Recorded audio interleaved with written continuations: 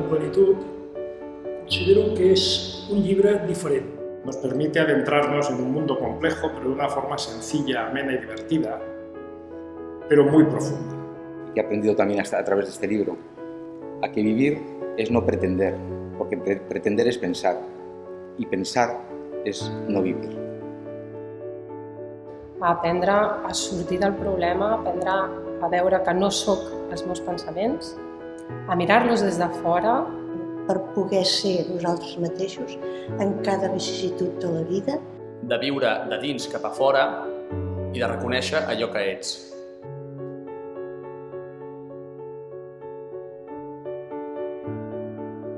Por su simplicidad, que a veces es lo más complicado de conseguir. Y porque da unas herramientas sencillas, 4 herramientas para el trabajo, de la persona que busca el sentido de la vida.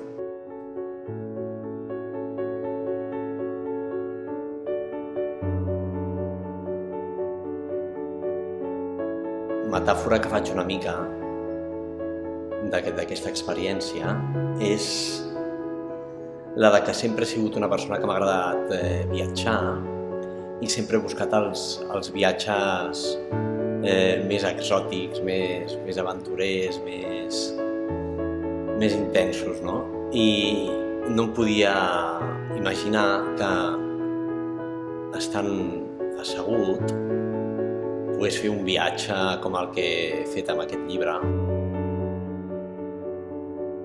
He notat un gran cambio. La sensación de descubrir que se puede vivir de otra manera es maravillosa.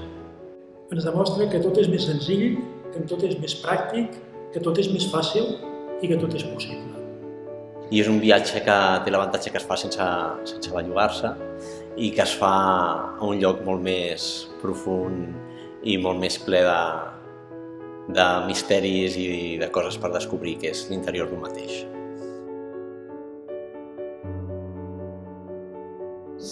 Honest, sincer i molt autèntic amb ell mateix, i això el que fa és despertar la nostra autenticitat i la nostra honestitat i la nostra sinceritat amb nosaltres mateixos. Responde a nuestras preguntas y preocupaciones cotidianas.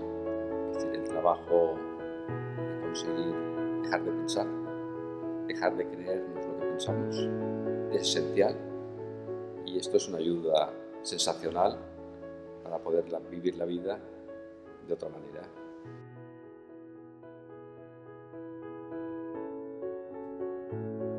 Yo creo que Antonio no escribe libros. Creo que dibuja mapas. Es un cartógrafo del alma humana. Y lo puede hacer porque ha estado ahí, ha estado en el terreno.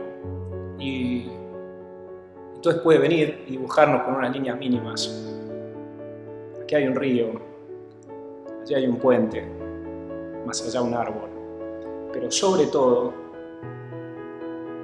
lo que más necesitamos, que es esa línea que dibuja el camino a casa, que es ese lugar donde éramos pequeños y felices y no teníamos que preocuparnos de nada, solamente de vivir aventuras y buscar tesoros, y lo único que necesitábamos era un mapa.